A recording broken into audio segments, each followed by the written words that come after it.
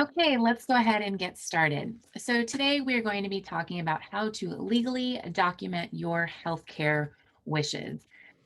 My name is Krista Hermans, and I am an estate planning attorney.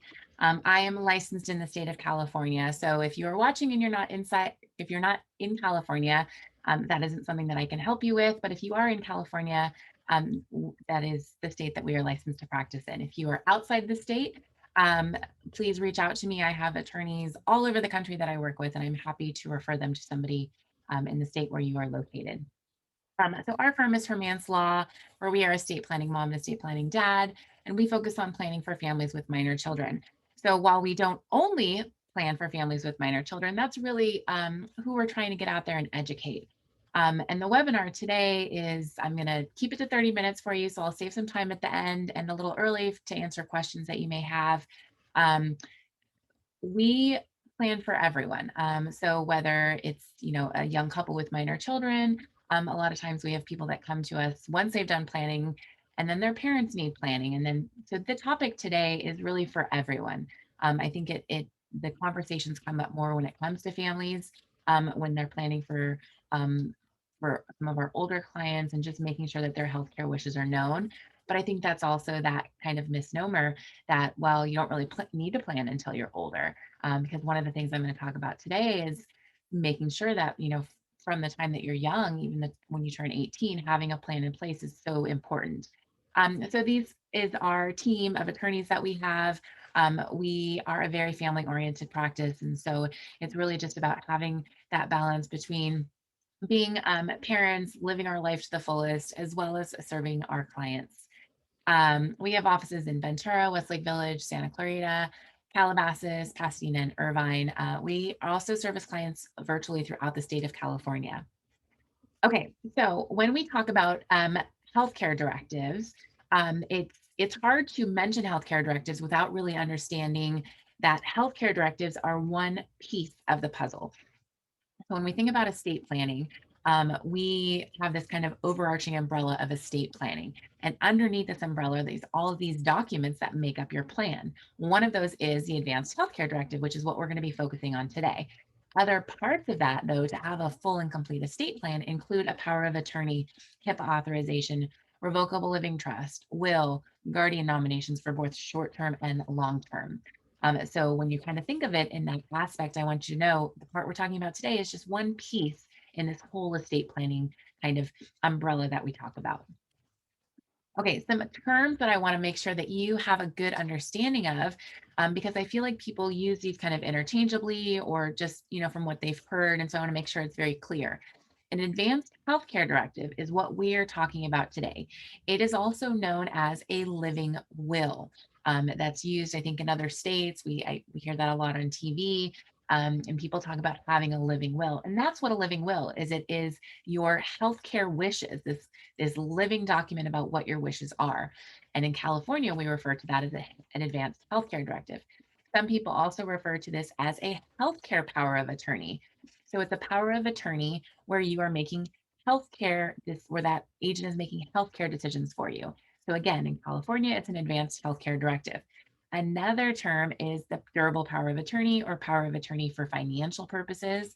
That is where you have an agent to make financial decisions on your behalf. And so those are two different documents. They have two different roles where you have an agent making financial decisions if you are unable to, and somebody making healthcare decisions if you are unable to. Okay. One thing also I will mention is if you have any questions throughout this presentation, please put those in the chat. If it's a time that I think would be good for me to answer it, I will get to it. If not, I will answer them in the end. Okay, so what happens when you don't have an advanced healthcare directive in place and something were to happen? And that's something being if you were incapacitated, if there was a car accident or some medical condition that rendered you incapable of making your medical decisions on your own behalf. That is what I'm referring to when I talk about incapacity. So what happens? And you don't have this document. Well, it is likely that your family would have to get what's called a conservator. They'd have to go through a conservatorship.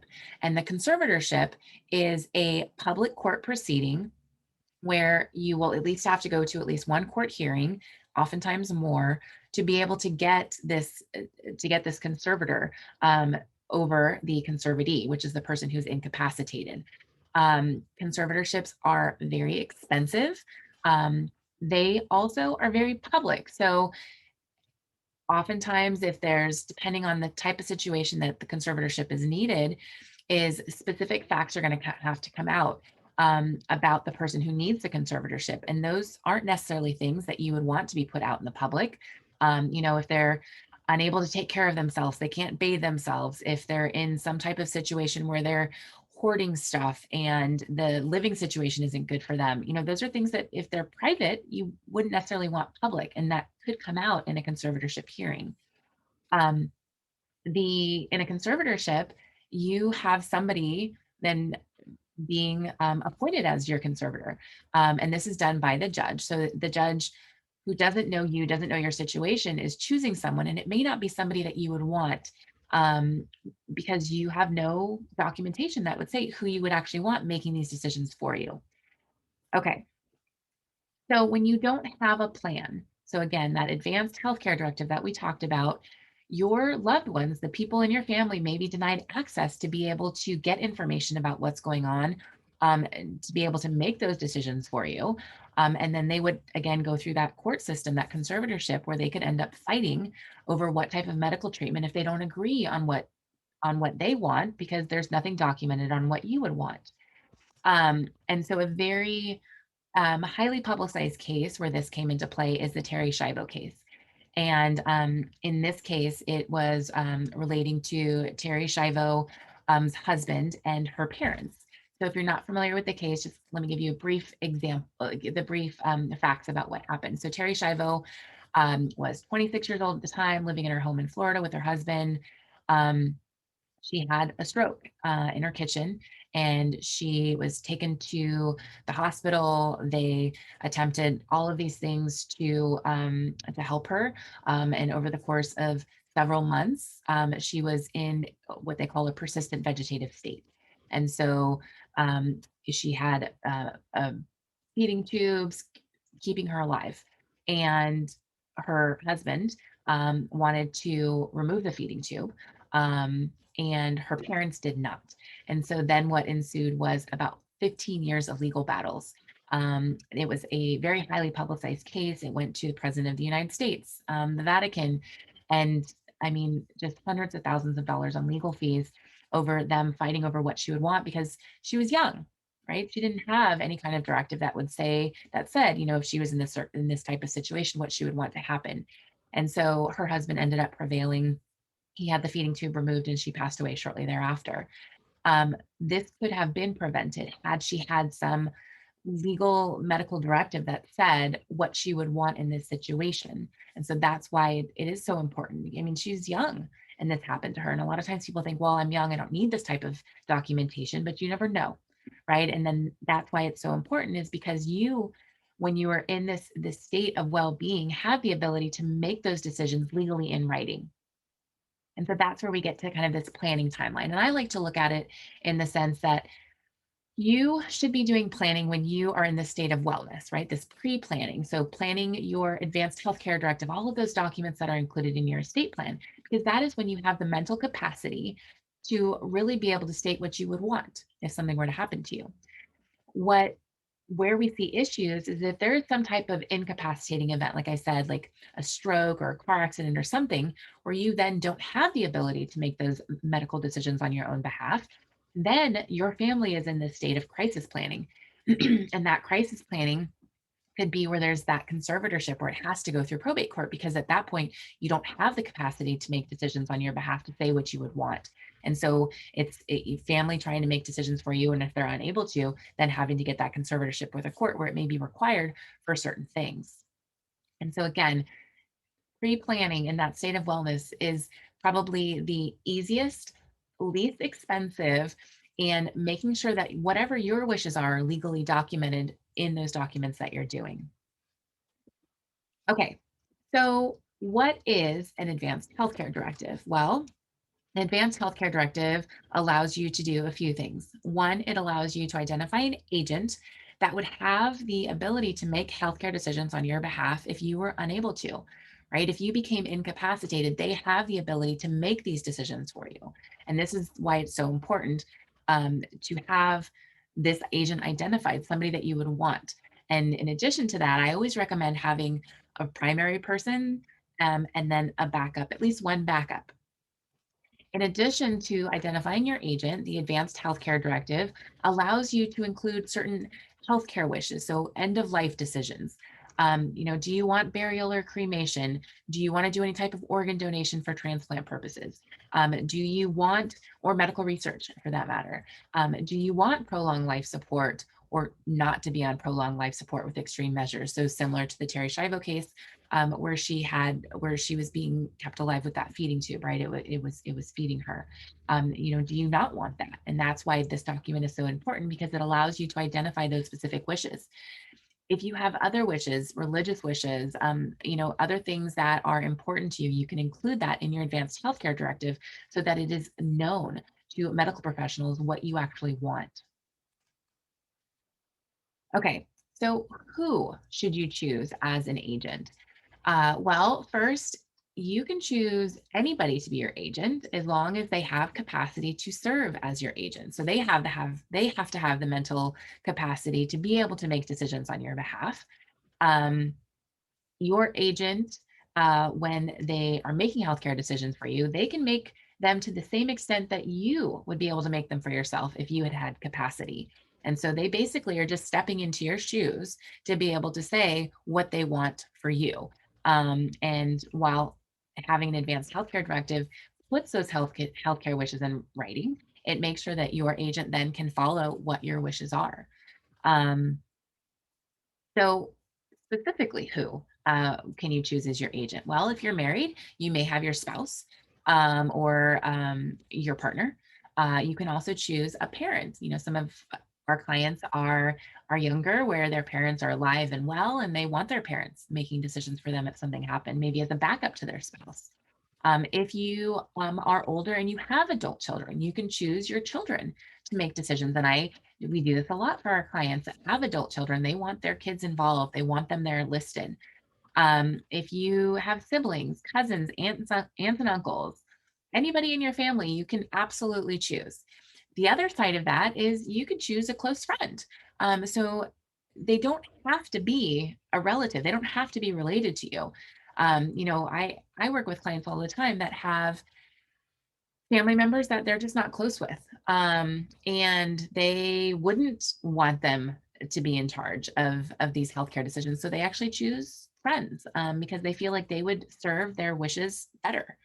And it's completely up to you. It's your choice. That is the great thing about doing this when you are in good health, is that you're doing it because you have the capacity to do it, to make those choices that you want. Um, when you're choosing your agent and you're thinking about it, you want to make sure that you choose somebody that has the ability to make important decisions while in a very stressful and emotional state. So, if there's an emergency and something happens, are they going to be so just out of it that they're not going to be able to make those decisions? Are they just going to be so grief stricken that they won't be able to act? And that's, we have discussions when we're working with clients on this. When they're trying to figure out who they want to be their agent, and knowing the personalities of certain people in their family, you know, we talk through it and just say, would they be able to make a decision? Sometimes I have clients, some of our younger clients, where, they're thinking about putting a parent on there, but then, they're just looking at the personalities of their parents and just saying, if I was in a situation that I was incapacitated and I needed to be taken off life support, I don't think my mom or my dad could do that. And so they wouldn't put them on there. And so it's really kind of understanding who are the players that you have, and then really choosing who you think would be able to make those decisions in that instance. Okay, it's hard. I get that. But it's so important because this is your ability to put legally who you would want making those decisions, where you get to choose, where it's not a court choosing for you. Okay. Okay. Um, So, what are the requirements when you're completing an advanced healthcare directive? Well, you want to make sure, and this is one thing that can be an issue. We have people that come to us, family members, is capacity for the person needing the document, is they have to have the mental understanding to know the consequences of their decision, that they understand what is going on, that they understand what the risks are going to be, the benefits of having it and the alternates of not having it, relating to those healthcare decisions. And, again, this is where that pre-planning state comes in, when there's that state of wellness, because when it gets on that line of capacity, we may not be able to help them, right? They may not be able to sign this document, and it may have to go through a conservatorship through the court. And so the person that's signing the document, that they're saying, this is who I want to be my agent and these are my decisions, they have to have the capacity, the mental capacity, to understand what's going on, to be able to sign that document. Other requirements for the document is one, it needs to have a date on it. It needs to be signed by the person, or at the direction of the person who is going to be completing that document. And there's some specifics there. Always best to work with an attorney if that situation were to arise. The other thing is, it can't just be signed, right? It needs to either be notarized or witnessed by two people that are not related to the person signing. And so there are these specific requirements that if these requirements aren't met, the document is essentially be invalid, right? It will be accepted. And so that's why it's so important to make sure that these requirements are being followed. Okay. Again, if you are just joining us, thank you so much. If you have any questions, please make sure to put those in the chat and I will get to those, and I will have some time at the end to answer any questions that you do have. Okay. So where should you keep your advanced healthcare directive? So this is a really common question. It comes with clients when we're finishing their estate plan, is where to keep the documents. Well, especially with the advanced healthcare directive, because this document is so important, and it's more of an emergency type of document, right? Where it's, some event happens, it could be in the middle of the night, on the weekend. It's important that it can be easily accessed. And so there's a few options. One is, if you did a complete estate plan and you have your estate planning binder and it's in there, you want to make sure that, I call them your VIP. So these are your agents, your people who would act in an emergency situation, know where to find your binder, right? They need to know, is it in your closet in your room? Is it, in your bookcase, in your house? Is it in a safe in your house? In which case they need to have access to that safe. So they need to know where to find it if you are keeping it in your estate planning binder. Another option is to actually provide a copy of your advanced healthcare directive to your agents, so that if there was an emergency situation, they immediately have access to it and can just provide it to the healthcare provider, the hospital. Another thing is to actually give a copy to your primary medical care provider or your health group. So a lot of times people are in these like HMOs, they have these health groups, and you can provide it to them so that they have it in your file, so that if something were to happen, it's already there, right? So you can ask them about being able to provide them a copy of that. You want to be really careful about having your advanced healthcare directive locked up somewhere or just not easily accessible. So one example would be putting it in a bank safe deposit box. If you put your estate planning documents in there and nobody knows how to access it or even knows that it's there, they're gonna have a hard time finding the documents, one, and then two, actually accessing them. They might have to go to court to be able to get access to them. And the other thing is having your documents left with your attorney. If it's on a weekend or in the middle of the night and you need access to those, if you can't get a hold of the attorney, there's no way to access those documents. So you want to make sure that you are able to readily access those documents. Okay.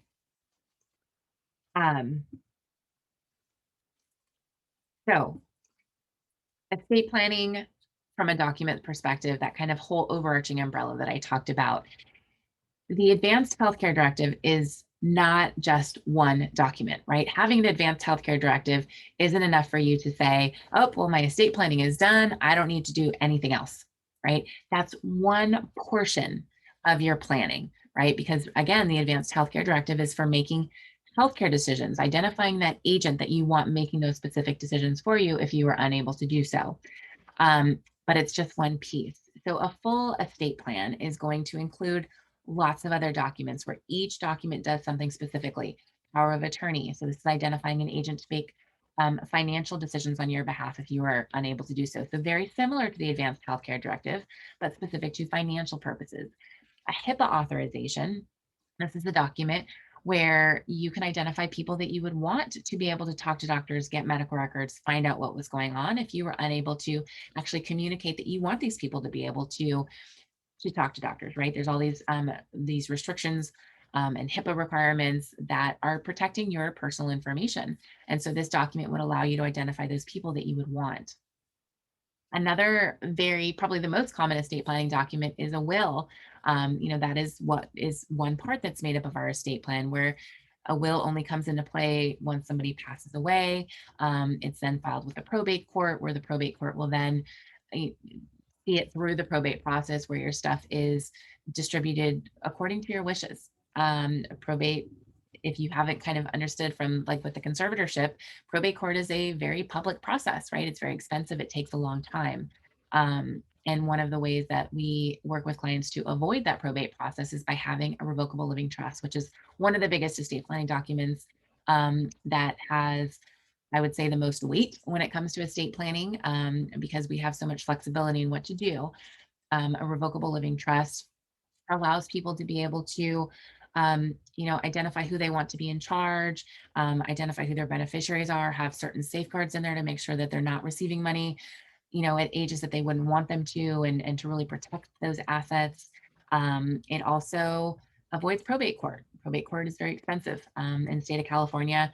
It's all based on statutory fees. And just to give you an example, if you have an estate worth $500,000, so let's just say there was a house worth $490,000 is the fair market value. It's not how much equity you have, but the fair market value, and $10,000 in various, checking and savings accounts. The statutory fees to go through probate court would be $26,000. And so that would be for the attorneys and personal representative. And that's not including cost. You're looking at another $2,000 to $4,000 for costs, almost $30,000 for a $500,000 estate to go through probate. The process is also, it takes a long time. Generally for an uncontested matter, meaning all of the beneficiaries are getting along, there's no question about capacity, it can take 1 to 2 years. And so that 1 to 2 year period is the time it actually takes before anything is distributed to the beneficiaries of your will. And a lot of times people don't really understand that.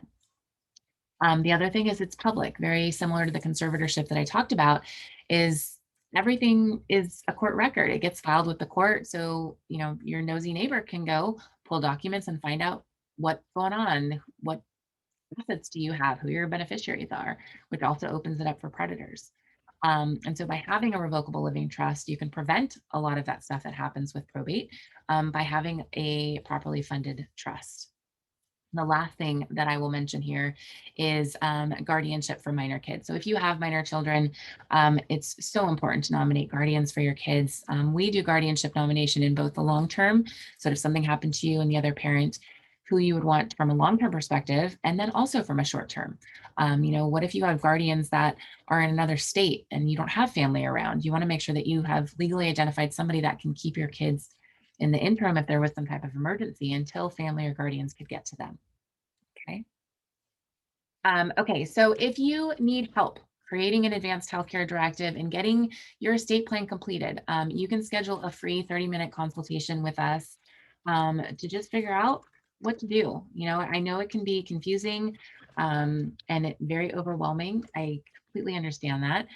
But this consultation can just help you get an idea of what the process is, what the cost is, what's included in it. So if you need that, I just put that link in the chat window for you. And now I'm going to open it up for questions. So if you have any questions, please put those in the chat. I will give it a few minutes because we are finishing up right on time. And then I will let you get back to your day. So if you have any questions, again, please put those in the chat. I will wait just a few minutes. Is the recording going to be available online? It should be posted to our website sometime probably within the next week. Anybody that registered for this is going to get the recording as well to be able to watch that link. So you have a few different ways to be able to see it and share it. Oftentimes, again, we have people that come in and they work with us, they're clients, and then they have family members that need to know this stuff. They say, because a lot of times, especially, with us working with younger clients, is they would be the one that this responsibility would fall on with their parents. And so they want to make sure that their parents' wishes are legally documented, that so that if something happened, I had somebody yesterday that just sent me a message when she saw this webinar and just said that her mom did not have an advanced healthcare directive, and it was really bad for her because she couldn't grieve when her mom was to this point of incapacity and sick, because she had to make all of these decisions, and it was really hard for her in that instance. And so by having this, it just makes it really easy and clear, so that people do have the ability to grieve, or to go through what they need to, and the decision's already made because that's your wishes are there. Is there a form to fill out regarding the advanced healthcare directive? I am assuming there are forms online that you can do. I do not use any of the online forms. We do all of it through our estate planning software that we use and drafting them specifically for clients. But you can do a search to see. You just want to make sure that it's done correctly. Again, if it's not executed properly, then it may not be accepted. Okay, time for a few more questions. One thing I will also mention that I think it's important to know is that if you are married, um, your spouse doesn't necessarily have the number one spot to make decisions for you. And so, especially when it comes to like the removing of the feeding tube, like in the Terry Schiavo case, where the family was at odds with what was going to happen and not agreeing on the decisions because nothing was legally documented. And so it's always important that if you want your spouse making that decision, you should legally document that, yes, I want my spouse to make that decision, and then have a backup to your spouse, so that it is very clear who you want making those decisions for you. Okay. Any other questions?